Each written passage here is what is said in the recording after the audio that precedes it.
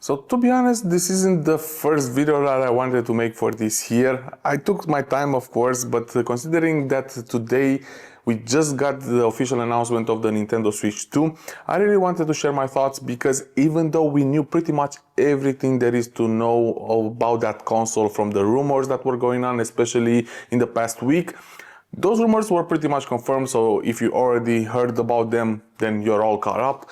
But even so, even though I knew everything about it, I'm still quite disappointed. And let's talk about that. So first thing first, I want to address the name.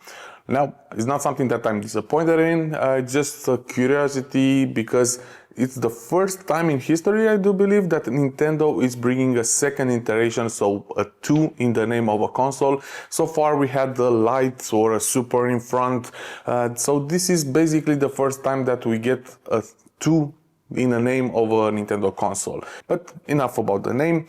The design, as you can see in the trailer, it's pretty much almost identical with the current Nintendo Switch. Of course, if you have them side by side, then you'll see a big difference in size. The Joy-Cons are bigger, so I like that, even though I will miss the portability of the Nintendo Switch, but it wasn't that ergonomic. And now I just put the regular Joy-Cons on this one for the sake of this video. But if you see my previous ones, I actually use some other ones that are more ergonomic. The design, overall, it's almost identical, just some small improvements here and there. The Joy-Cons, they don't have this rail anymore that we have with the original model. Now they are magnetic, so you can just pull them on the side and put them back. So that's one change. I'm curious how that will be in the long term, if we see any wobble, because even with this rail, and especially with the Nintendo Switch OLED model that I have over here, there is quite some wobble with the Joy-Cons over here. So I'm curious if that will be affected in any way or not. Another thing that we noticed is the kickstand on the back, which is similar to the one on the OLED model, but it only goes on the side, so it's not the full or half back of the Nintendo Switch. It's definitely way better than the original model that the Switch had. Do see another Type-C right on the top. I'm curious if that will be used for some other accessories or if you can also dock it through an adapter or something. So I'm curious how those two ports will work, if one is only for accessories or one for charging. I don't know, I'm curious about that one. Apparently the cartridge slot is still there. They did say that it's backwards compatible with the original model. I'm curious if they'll do like a different size of the cartridge like they did with the DS and 3DS. If you remember that small knob on top that didn't allow you to insert it in the original DS consoles. I'm curious if that will be the case or they will just keep the size.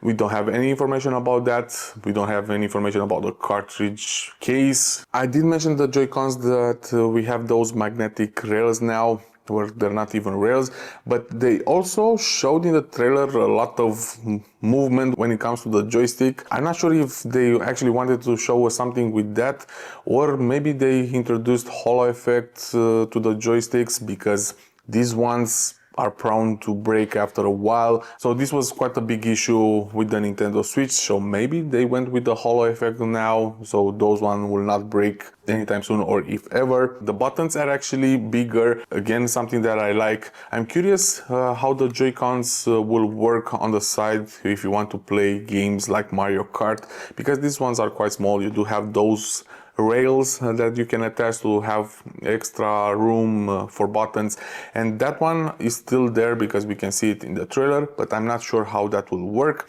But we still got them. We still have the attachment, the controller grip, where you can put the Joy-Cons inside and work like a standard controller. We still have that one.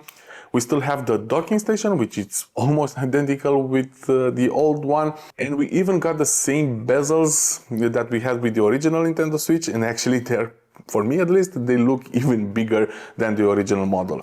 With the Nintendo Switch OLED, as you can see, these are quite small. I like how this looks like. Of course, it's an OLED screen, but that's not the reason why the bezels are smaller. And I'm really curious why they kept the same design as the original model and not this one with the Nintendo Switch 2, because those bezels are not it. To be honest, that's the biggest downgrade for me when I look at the Nintendo Switch 2, especially if you came from the OLED version, then you'll definitely feel it. So I really don't know why they went with this design, and they haven't even mentioned what technology they've used in the screen, if it's an IPS or a standard LCD. I know for sure it will not be an OLED, because probably they will wait for a couple of years to come up with a newer version like they did with this one. And I do think that they will do a lot of things similar with the original Nintendo Switch. If it ain't broke, don't fix it. Probably this is what they will do now. I don't know why they went with this route. They pretty much kept the same design, and that's the main reason why I really don't like, and I'm still angry with Nintendo for doing this. We haven't heard anything about games. The only thing that we saw on the screen was Mario Kart, and I'm really curious if that's Mario Kart 9, but I don't really think so, even though I do expect that's the game that will be released with the Nintendo Switch 2.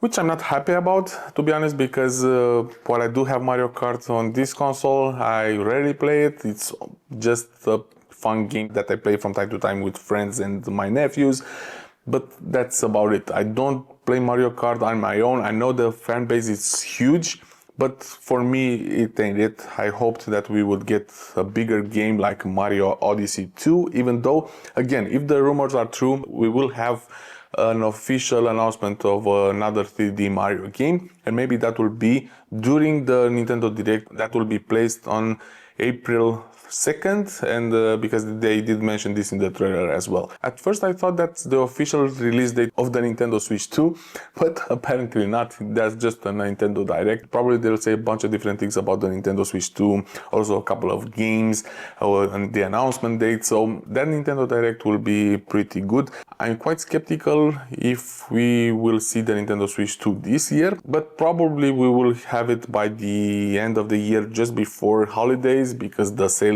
will be going through the roof in that period. But if they want to keep the same timeline with the original one, then that means that we will have it next year. I really don't know what to expect from Nintendo at this point anymore. But yeah, it's quite a strange console. Same design. The screen probably will not be that great. Maybe it will be an LCD like the original one. The bezels on that one are awful. We don't have any big title games, well, except Mario Kart 9 probably, which is not it for me. Same Joy-Cons, same docking station, and if rumors are true, then the hardware probably will be quite bad. The CPU, it's, I don't know, 4 or 5 years old at this moment, if that will be the one that they will use.